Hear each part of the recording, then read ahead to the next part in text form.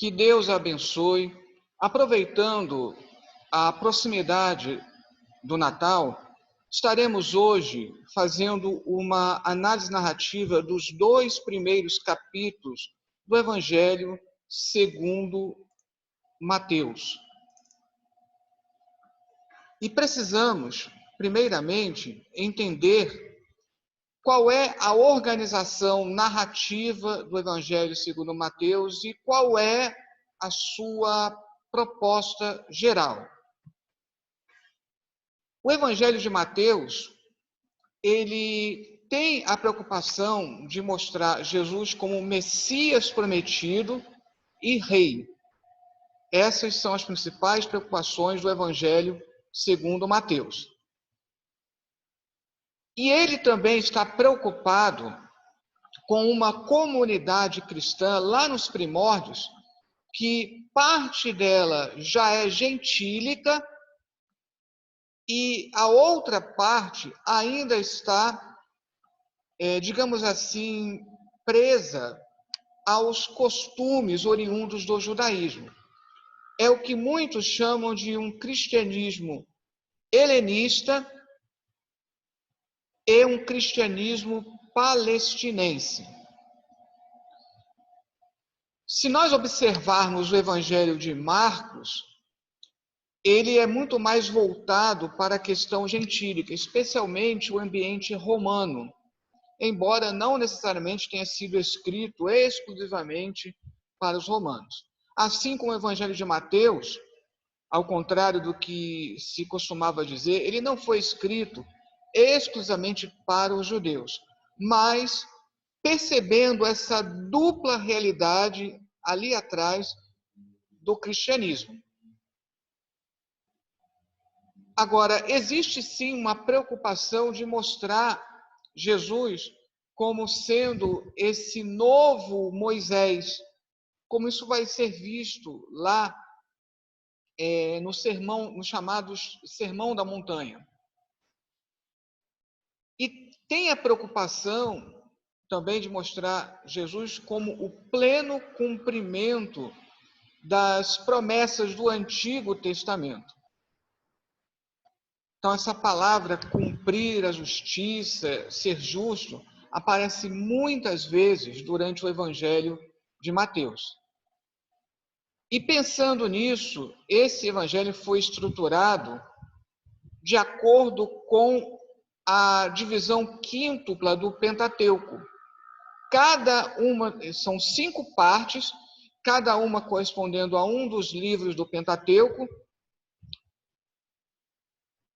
e essas 5 partes são precedidas por uma introdução, que fala justamente acerca do nascimento, que são justamente os 2 primeiros capítulos, e você tem uma conclusão, que fala de morte e ressurreição. Então, você tem uma introdução, falando do nascimento, em contraposição à conclusão, falando da morte e ressurreição.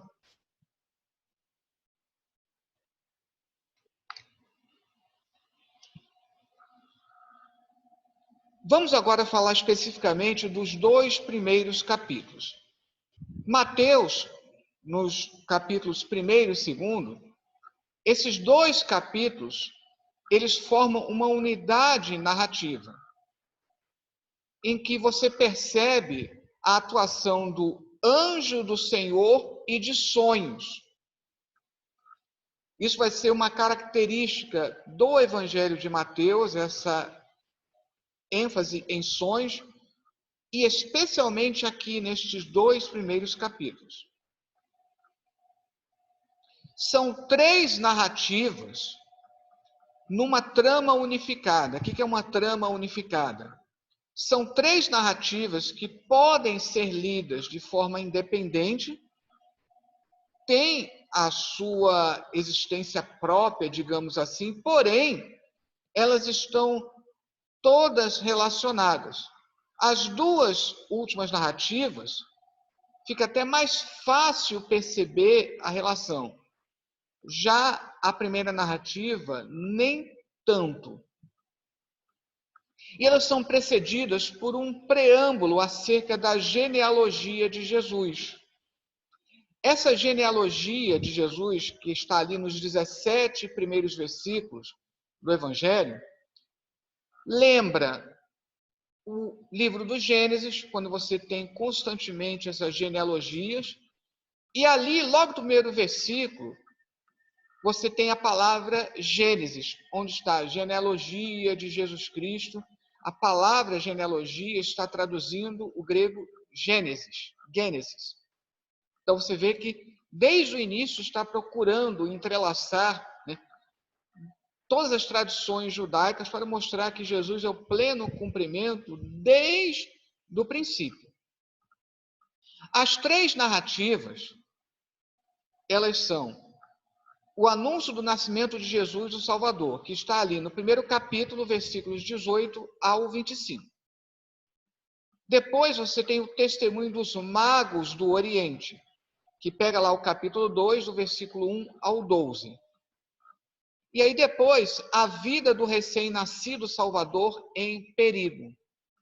Então veja como há uma correspondência entre o anúncio do nascimento, lá no capítulo 1, e lá no final do capítulo 2, a vida, né, desse Salvador em perigo.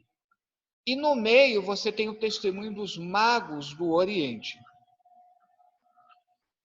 Vamos primeiramente ver a organização de Mateus no capítulo 1, versículos 18 até o 25.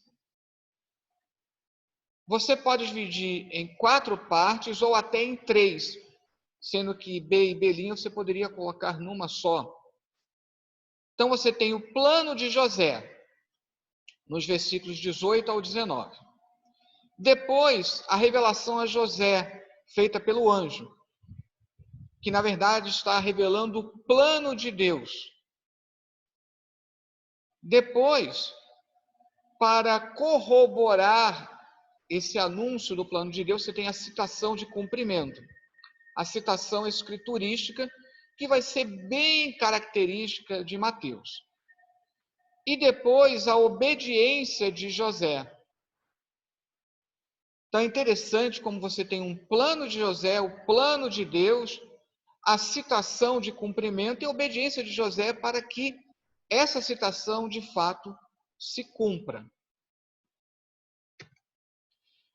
Nós vamos, como uma análise narrativa, nós vamos nos concentrar na questão dos personagens. Numa análise narrativa, você tem a questão da trama ou do enredo, e você tem a importância dos personagens. José, ele é avisado em sonhos pelo anjo do Senhor. O anjo do Senhor dominará essa trama unificada, reaparecendo somente no final do Evangelho, e assim ligando a introdução e a conclusão deste Evangelho. O anjo do Senhor, no Novo Testamento, vai aparecer também lá em Lucas e em Atos. Mas é interessante observar aqui dentro do Evangelho de Mateus essa importância, porque relembra as manifestações angélicas do Antigo Testamento anunciando nascimentos. Então você vê a manifestação do anjo do Senhor anunciando nascimentos, como é o caso de Ismael lá em Gênesis 16, como é o caso de Isaac lá no capítulo 17. Você vai ter também lá em Juízes, no capítulo 13, o anúncio do nascimento de Sansão. Então você tem esse motivo que vai aparecendo no Antigo Testamento e que é retomado aqui. José, agora, não é coincidência, não por acaso possui o mesmo nome do patriarca em Gênesis 37 a 50, porque este também teve sua vida marcada pelos sonhos. Todas as vezes que se conta a história de José no Egito, lá do Antigo Testamento, lá do livro de Gênesis, você lembra da questão dos sonhos, que é um importante elemento revelatório e que também aparece lá no livro de Daniel. É importante lembrar que Nem todo sonho é revelação de Deus. Porém, a Bíblia corrobora o fato de que alguns sonhos são, sim, revelações dadas por Deus. A palavra onar, sonho, ela é exclusiva de Mateus, aparecendo maciçamente nesta trama unificada e ao final, novamente relacionando o início com o final. Então você vê como o evangelho, ele é muito bem construído. Aliás, todo o livro da Bíblia é bem construído, mas é interessante observar essas questões narrativas, como elas vão pontuando.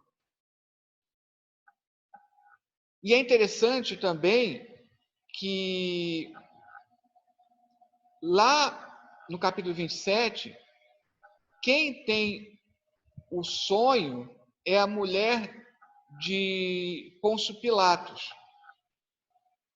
E neste sonho, ela diz que ela estava sendo atormentada e para não perturbar aquele justo, aquele homem santo. Então é bem interessante essa participação do sonho. Então o sonho, especialmente em Daniel, ele é um elemento apocalíptico, revelações dadas por Deus. Então, o sonho em Daniel fala da expectativa da consumação dos últimos dias. Então, aqui, mostrando que Jesus, ele está correspondendo a essas expectativas desde o Antigo Testamento. É interessante também José sendo designado filho de Davi. É a única passagem em todo o Novo Testamento em que alguém que não seja o próprio Jesus é designado filho de Davi. Isso para reiterar as promessas messiânicas do Antigo Testamento, de alguém que viria da casa de Davi. A outra personagem importante aqui é Maria. E ela é mencionada especialmente por representar o cumprimento da profecia da semente da mulher em Gênesis 3:15.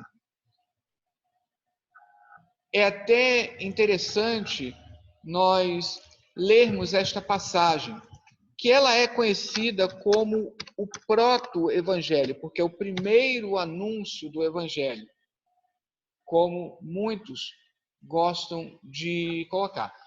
Porém, inimizade entre ti e a mulher, entre a tua descendência e o seu descendente. Este te ferirá a cabeça e tu lhe ferirás o calcanhar. Então, isso será cumprido plenamente em Maria. Ela é a mulher cumprindo a profecia acerca da mulher ali em Gênesis 3:15. Por isso chamado de o proto-evangelho. E a semente da mulher é Jesus Cristo. Sua menção também proporciona a citação explícita de Isaías 7:14. Eis que a virgem conceberá e dará à luz um filho. Então, até no outro vídeo eu mostrei a pequena diferença em relação à citação, porque ali em Isaías 7:14, na verdade, fala de uma jovem, né? Eis que a jovem conceberá e dará à luz um filho. E aqui, para ser mais explícito ainda, acerca da concepção miraculosa, tão somente pelo Espírito Santo, aqui coloca a palavra Pártenos, virgem. E aí o papel preponderante de Maria. José recebe o sonho aqui.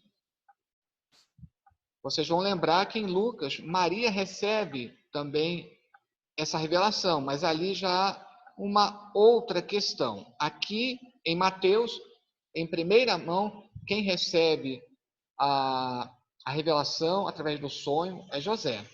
Mas o papel de Maria que vai ser um instrumento usado por Deus para que, na linguagem de João, o verbo se faça carne. E, obviamente, o outro personagem aqui envolvido é o próprio Senhor Jesus. que é mencionado pelo título Emanuel, Deus conosco, de acordo com Isaías 7,14. Realidade lembrada novamente no último versículo do Evangelho, lá em 28:20. Novamente relacionando introdução e conclusão. E eis que eu estou convosco todos os dias até a consumação dos séculos. Então nós temos Emanuel aqui, é um título. Se você analisar nos evangelhos, Jesus nunca foi conhecido no seu ministério terreno como Emanuel. Aqui é um título para lembrar que com Jesus, Deus está conosco. Usando numa outra linguagem, do Evangelho de João, e o Verbo se fez carne e tabernaculou no meio de nós. O mais importante é que o anjo salienta que o nome dele será Jesus, porque Jesus está relacionado ou ao nome Yeshua, aos nomes hebraicos, Yeshua ou Yehoshua. Yehoshua é o nome de Josué no Antigo Testamento. Até hoje não se sabe, porque Jesus, é a forma grega, que no Antigo Testamento, na Septuaginta, traduz, digamos assim, esses dois nomes hebraicos. Muito mais Yehoshua. Então, os estudiosos, eles se inclinam mais para Yehoshua. O mais importante é que, sendo um ou outro, e mediante a explicação que é dada aqui pelo anjo, o mais importante é o significado. Yeshua traz o significado de salvação e Yehoshua, o Senhor é salvação. Então, sendo um ou outro, traz essa questão de salvação. E deixa bem claro que é a salvação dos pecados de seu povo, ou seja, do povo de Israel. Então, isso também será uma preocupação constante no Evangelho de Mateus. Jesus vindo primeiramente para atender, cumprir as promessas feitas para o povo de Israel, que é o povo da promessa, o povo da aliança.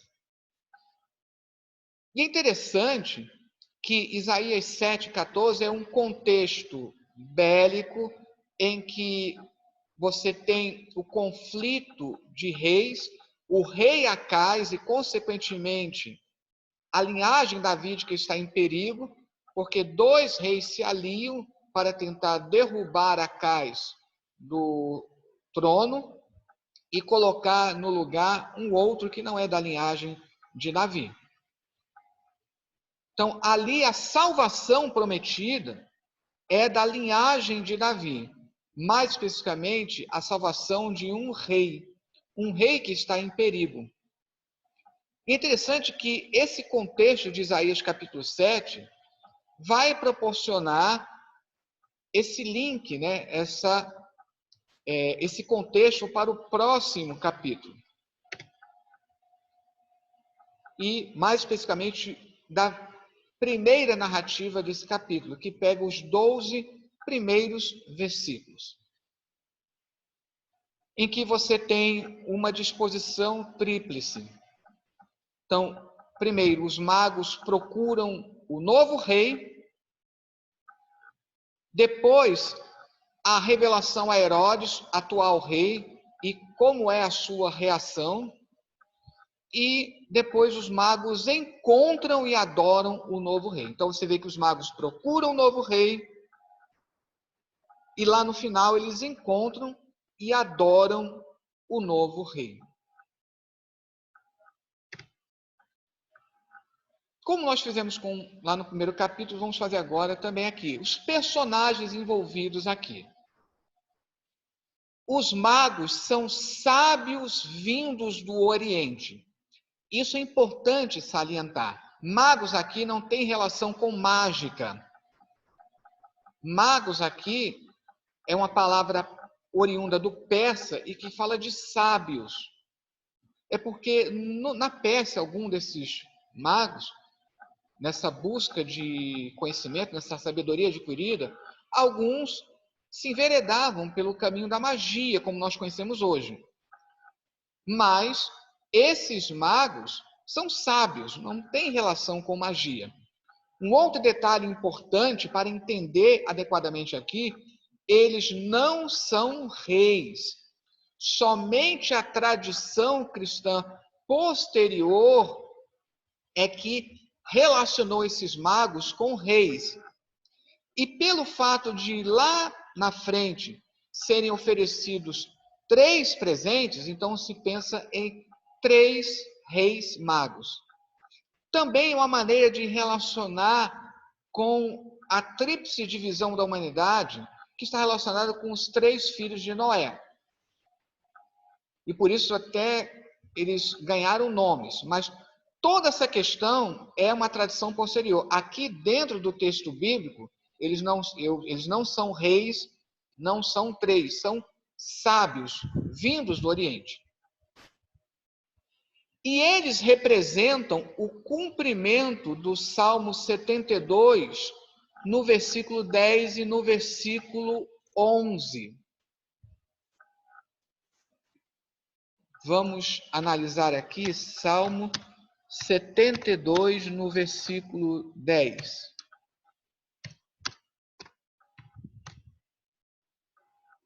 Paguem-lhe tributos os reis de Tarsis e das ilhas, os reis de Sabá e de Sebá lhe ofereçam presentes. Então aqui, de uma certa forma, está se cumprindo ali. Mas como aqui está falando de reis, então estão sendo mencionados reis de 3 localidades, por isso que a tradição também associou a reis em número de 3. No versículo 11, e todos os reis se prostrem perante ele, todas as nações o sirvam. Então, ao invés de relacionar como reis, como está aqui no Salmo 72, o mais importante é essa última linha aqui. É essa que está em mente, que é importante para entender ali no Evangelho de Mateus. Todas as nações o sirvam.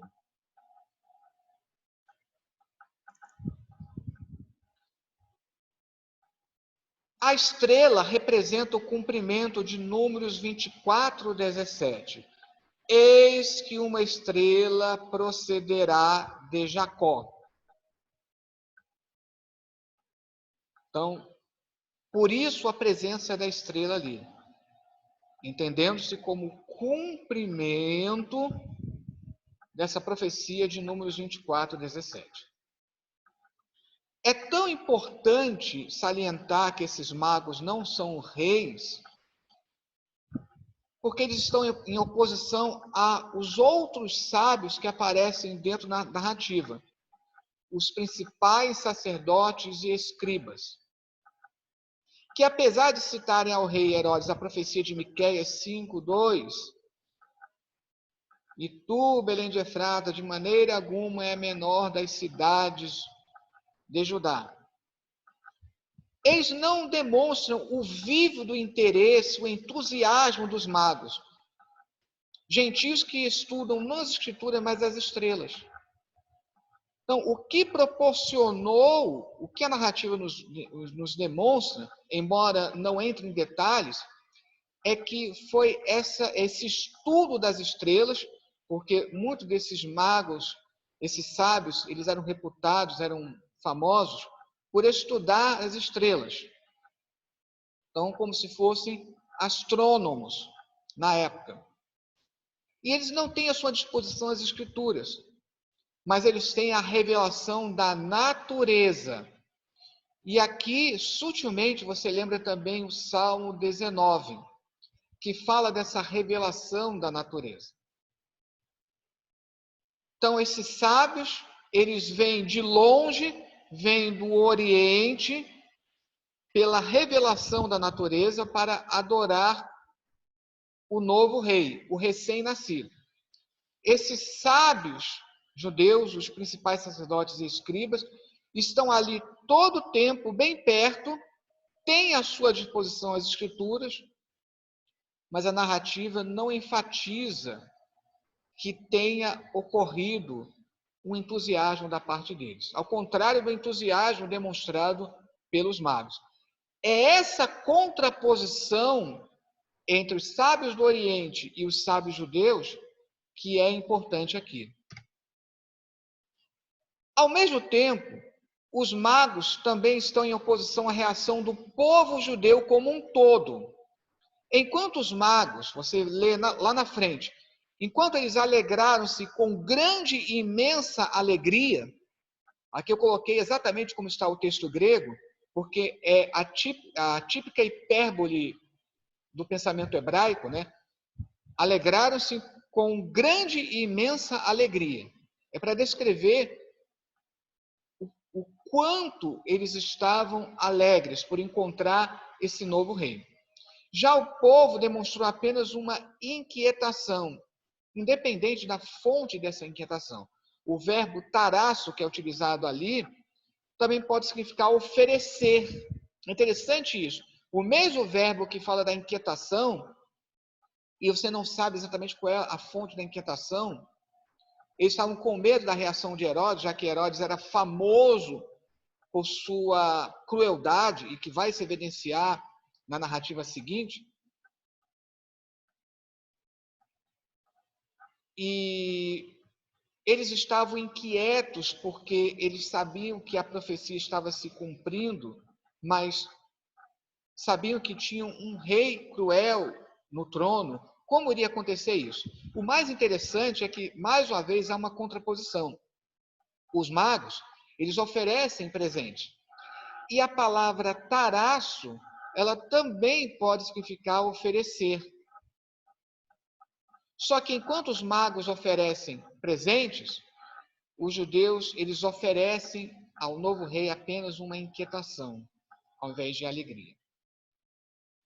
Observar ainda o uso de tarasso lá em Mateus 14, 26, quando os discípulos estão inquietos, perturbados, eles estão agitados pela visão de Jesus caminhando sobre as águas.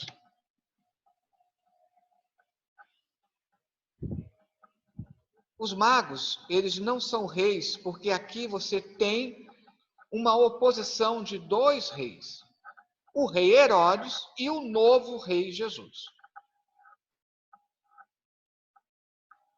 Esse é o confronto que está sendo marcado aqui. E há também um contraste com as atitudes de José no capítulo anterior. E aí, linkando, relacionando com o capítulo anterior. Enquanto o anjo diz para José não temer, Herodes e toda Jerusalém agitam-se. Olha a contraposição aqui. Enquanto José secretamente pretende não expor Maria à vergonha pública, por ser justo, Herodes secretamente confabula com os magos para perpetrar um ato público nefasto. Porque você vai percebendo que ele já está tramando algo para afastar esse novo rei. Isso vai ficar evidente na narrativa seguinte. Mas é interessante como há essa ligação também. A palavra secretamente aparece ali, com relação a José, e aqui depois com relação a Herodes, marcando os contrastes. Obviamente, o rei Herodes está igualmente em oposição aos magos, mesmo estes não sendo reis.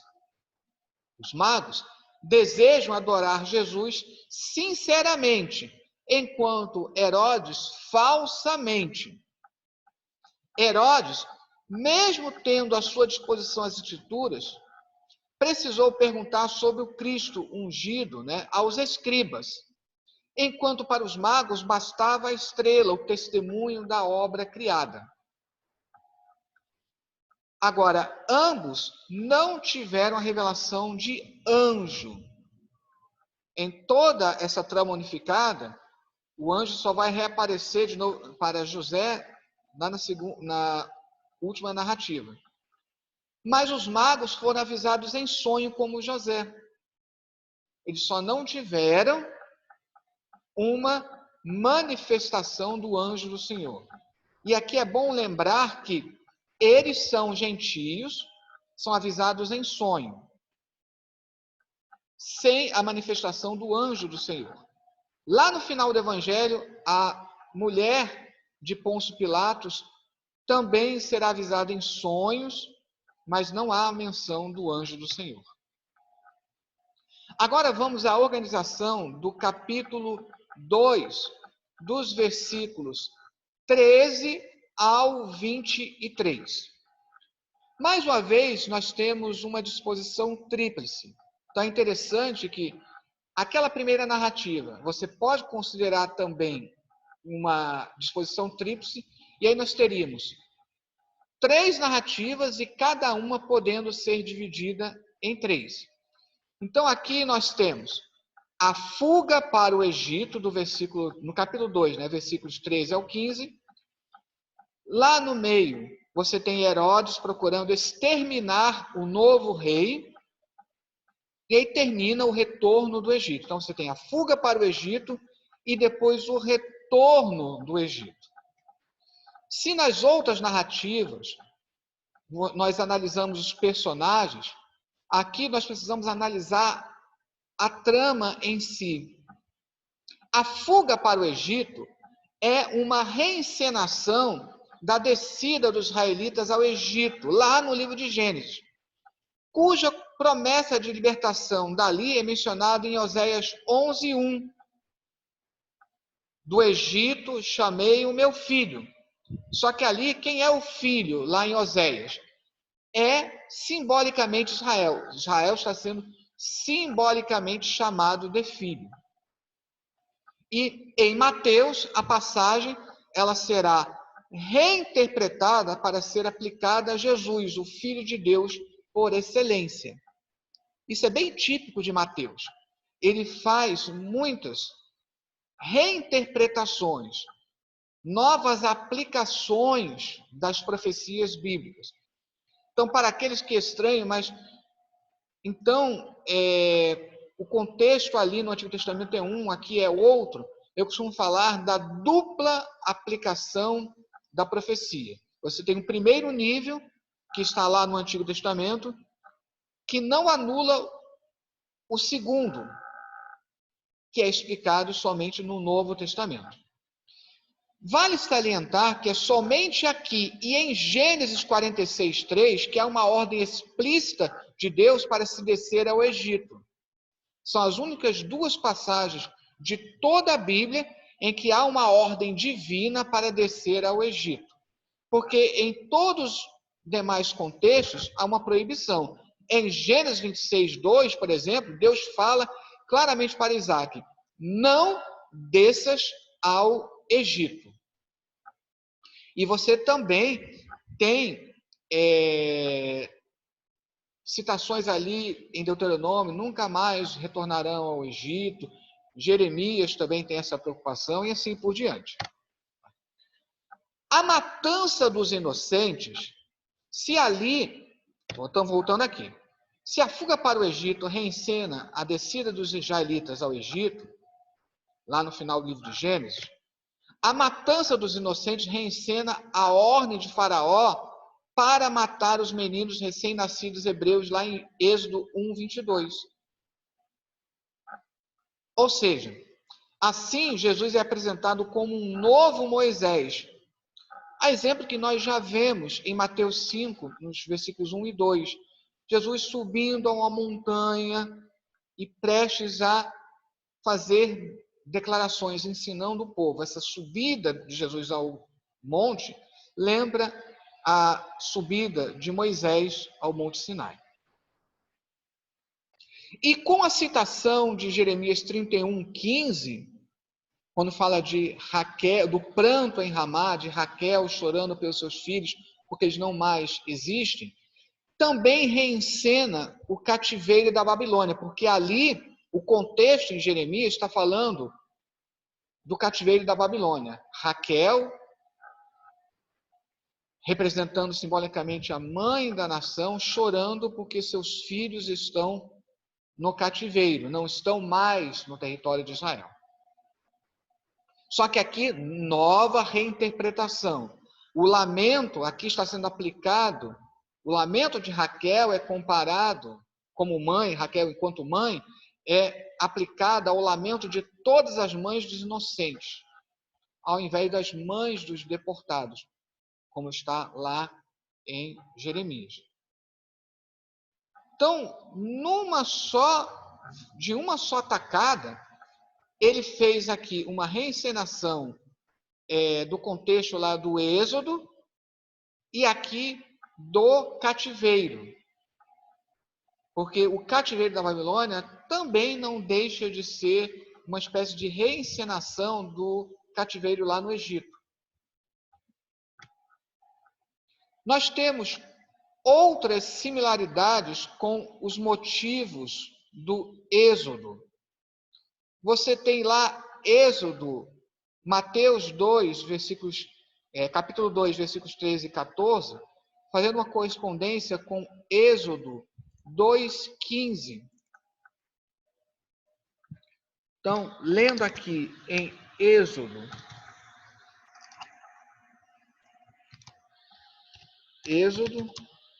2:15. Informado desse caso, procurou o faraó matar Moisés, porém Moisés fugiu da presença de faraó. Então a família, né, José, Maria, juntamente com Jesus, fugiu para o Egito. Então é interessante que aqui a ordem é inversa, porque aqui ele foge do Egito, e ali a ordem para fugir para o Egito. Nós também temos Mateus 2,19, fazendo correlação com 2,23. Então, aqui, decorridos muitos dias, morreu o rei do Egito. E ali também menciona, decorrido muito tempo, morre Herodes. Então, Mateus 2,19, tendo Herodes morrido. Então, é bem interessante como você vai observando essas correlações. E você tem ainda Êxodo 4:19.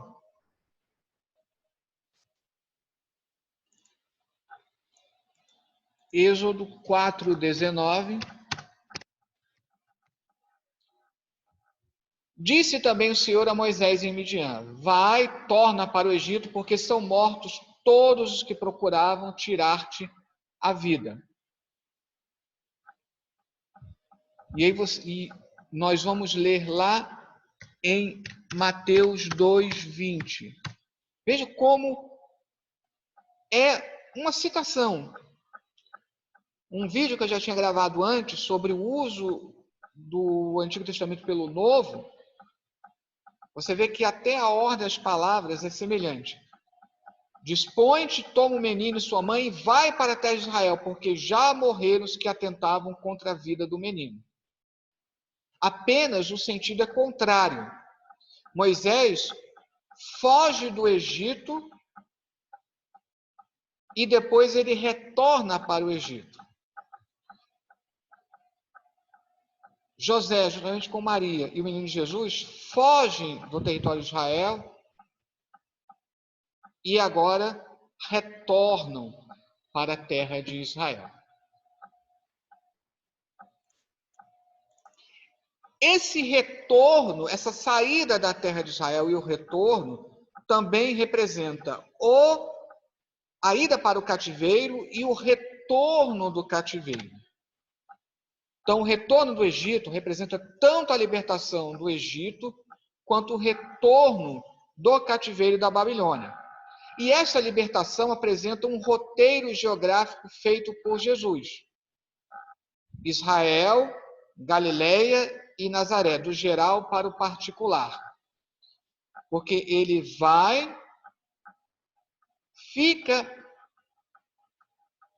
ele tenciona ir para Israel, mas fica temeroso porque ali está reinando Arquelau.